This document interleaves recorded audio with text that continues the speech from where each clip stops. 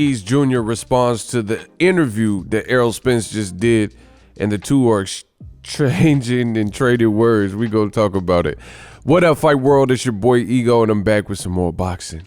Make sure you smash the like button. Also, subscribe to my channel for the latest and greatest in boxing. If you want to become part of the gang notification, please hit the bell icon. Shout out to the super chats, channel donations, the Venmo donations, and the Patreon family.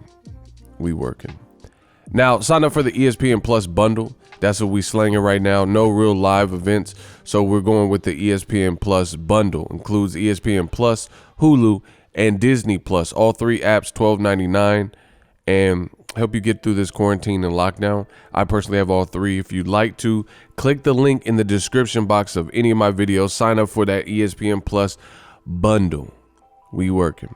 And it does help the channel. Now, Vergil Ortiz, I guess he got wind of the interview that Errol Spence Jr. just did with Ray Flores, PBC, you know, getting in touch with some of the fighters during this lockdown and, you know, checking in with them. Errol Spence went over a variety of things. He talked about Keith Thurman, pretty much dismissed Keith Thurman. He said he's not really on his radar. Basically, Keith Thurman fronted him off and tried to little boy him when he was in the position of power. Now that he's lost his belt, lost his O to Pacquiao last year, you know, and really been MIA and hurt and stuff. He said he's not really a high priority. He says he's after the big fish, the bigger names, Manny Pacquiao, Terrence Crawford. He did give a little bit of hope, saying he has definitely talked in detail with Al Heyman about a potential future fight with Terrence Crawford. And he says Keith Thurman ain't a real dude. He's kind of fake. And he says Sean Porter talks too much sometimes. But he says he respects Terrence Crawford, and he likes, because he said he's FaceTime with Terrence Crawford as well. And he says he likes Crawford just because it doesn't seem like Crawford is trying to be somebody he's not. But another welterweight that he mentioned, that the only guy that was not a PBC fighter really, or hadn't been fighting on PBC, that he mentioned was Vergil Ortiz. And he said he's crying, and Vergil Ortiz didn't like that. So 25 minutes ago, promptly responded. He says, the only crying I remember was when you didn't make it out of Dallas in the Golden Gloves. Don't be throwing fake jabs at me. I've been nothing but respectful to you. Errol Spence might have to change your ring name to The Lie after this one. You know, I don't really understand this. I know they're both from Texas. I just seen them at somebody's fight. I forgot. I think it was Mikey Garcia, Jesse Vargas.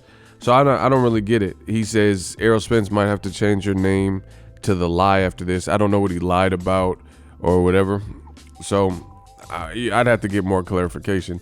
But this is a fight that's kind of been brewing, at least Vergil Ortiz with a bigger name, you know. And he's saying that Errol didn't complete the Golden Gloves, or, you know, win in the Golden Gloves. So he was upset or didn't advance or whatever. But, you know, Vergil Ortiz sending the shot, to me, is, you know, it's not really ether. It's not Nas ether or anything. Just because Errol Spence is still a champion. He has the most belts in the division, and he made it to the Olympics. So, I mean, no disrespect to the silver Golden Gloves, but who cares about the Golden Gloves when you made the Olympic team? You know what I'm saying? Who cares about the Golden Gloves when you're a multimillionaire, two belt champion, the only two belt champion at the welterweight division. Now, this is a fight that could brew. You know, I've heard De La Hoya kind of mention some of the PBC guys. But listen, my things on my channel, I'm not here to steer you wrong. I keep it real, keep it a buck, like a dollar store. And I just don't see any of these fights happening anytime soon, especially with this pandemic. Like, De La Hoya, we know, doesn't have a strong relationship with Al Heyman. They called him Black Hitler and, you know, the N-word via email between people who were working with Golden Boy, you know, and Ring Magazine or whatever, which is Golden Boy owned. And they tried to sue Al Heyman. It got dismissed, stuff like that. So we haven't seen a big Al Heyman fight made, you know, where it's like Golden Boy's top prospect and one of PBC's top guys that have, you know, has some money invested into them happen. So to me, I don't really see this advancing anytime soon to anything else. Richard Schaefer left the company, especially with this pandemic. You look at the pandemic, right? And that pushed everything back, all the business back. So, I'm not gonna get too hyped. Would it be a good fight? Yeah, but for me, I try to respect boxing and sweet science. I like what I'm seeing from Vergil Ortiz Jr., but he's young and he's still on his path. He's still on his journey.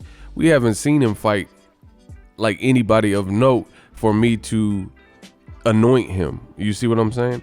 And that's just what it is. That's me. That no matter who you ask me, like there's a lot of guys that I'm checking for, like Jaron Boots Ennis. But until they face the names, like I see skill in Jaron Boots Ennis. I really do. But I can't just say they're better than Pacquiao or this or Errol Spence. Errol Spence is already proven. You see what I'm saying? So if Golden Boy and Vergil Ortiz Jr. want me to believe that he's ready for Errol Spence and the bigger names, Keith Thurman and stuff, I would have to see him step up in competition. It's that simple. I'd have to see Golden Boy facilitate a fight that is not just jumping into the Ozarks, something that's not just jumping into the unknown. They had last fight for Vergil Ortiz was Brad Solomon, and before that got canceled, he was supposed to fight Samuel Vargas, who Errol Spence knocked out, and Danny Garcia, and Amir Khan beat, but he had trouble with, and that's after Canelo destroyed Amir Khan.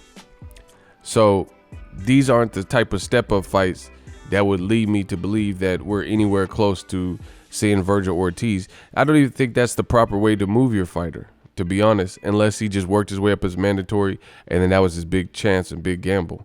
But, it's really kind of even weird that Ray Flores asked Errol Spence about Vergil Ortiz, just because, like I said, in all likelihood, I don't see that fight happening or anything anytime soon. Like, okay, if we're trying to get, you got to understand this, and I know what I'm saying makes sense. You got to understand this. Errol Spence, his name has been linked to Terrence Crawford. Some people want to see that. If anything, that has a chance of brewing first because Crawford is further along in his career. He has a belt in the division, unlike Vergil Ortiz, and his name has been around longer, and his name has been linked with Errol Spence longer. That's why you see a mutual respect from Bud and Errol. You see what I'm saying? And this is not to slight any other upcoming welterweight, but you just got to earn your stripes and keep showing and proving. That's just what it all boils down to. And for me, I see Crawford and Spence, there's more money behind that and more that's been anticipated, even though I don't see that happening right away either. But I'm just saying, if we're comparing the two, I could see Errol Spence Crawford happening well before I see Errol Spence versus Vergil Ortiz. So to me, it's kind of like a ploy. I'm not really with like clout chasing. If it don't look like this is gonna happen, then I need to minimize how much I'm talking about this stuff. You see what I'm saying? So I want to see Vergil Ortiz keep doing his thing. Errol Spence, see how he looks coming back off the accident. I know people are going to try to blow this up and make it into like this beef and stuff, but it's boxing. The two fighters, they feel they're the best and stuff, but politics often gets in the way. So I ultimately don't see it happening anytime soon. So I wouldn't get your hopes up like, oh, this is going to be a good one. And beyond that, we still have more questions to answer about the up-and-coming guys like Vergil Ortiz until he becomes a champion or fights, at least even a Berto, Jose Cito Lopez type, just to see how he fares. There's a lot of guys who were anointed before their time, and then when it came down to it, they didn't live up to the expectation. Antoine Douglas or something. There's, he's nice and he did this in sparring with this person, but when it came down to it, he ended up losing to Spike O'Sullivan and, stuff like that. And the white Mike Tyson, Kurtitze, things like that. But we'll see how it all plays out. Let me know what you guys think. That is the response for Vergil Ortiz Jr. Again, I'm just being as real as possible. I don't really see him and Errol locking horns anytime soon.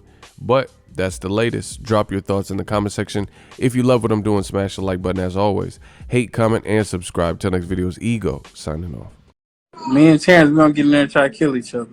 So, you got to pay us our worth. And, as long as the money's there, the money's in the pot, and it makes sense, it's definitely going to happen. I done talked to Al about the fight before. We had numerous discussions about it.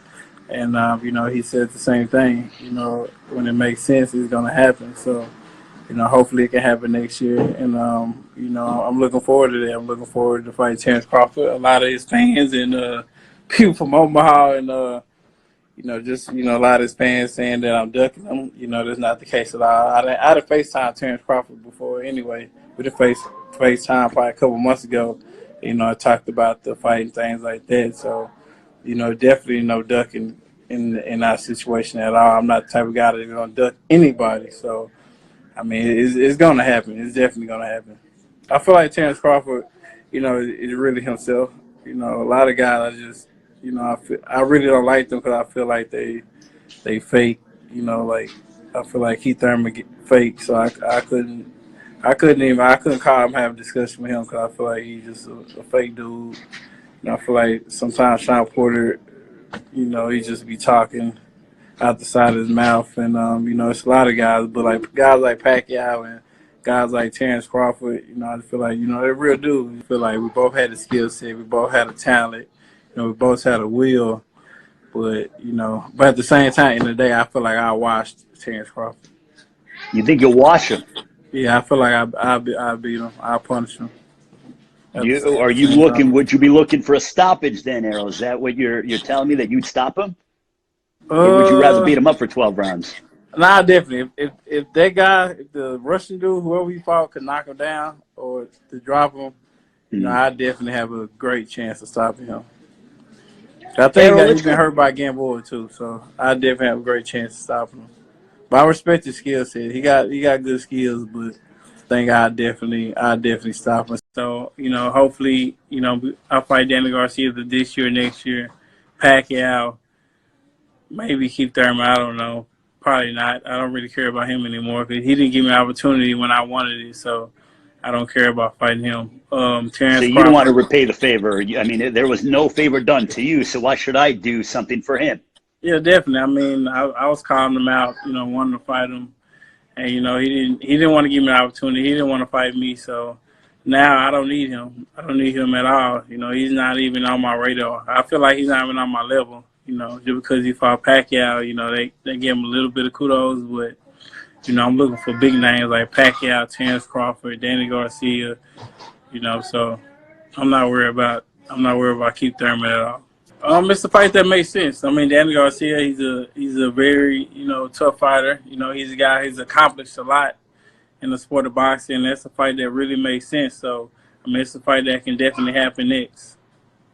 Well, also, let's talk about another welterweight, a legend, an 8th division world champion in Manny Pacquiao. I know that you were in Las Vegas with the rest of us when he fought and defeated Keith Thurman. What is your take on Manny Pacquiao, and if a fight with him could be in your future? I mean, Manny Pacquiao looked great against Keith Thurman. I didn't think he was going to look that good. I didn't think he was going to look like that.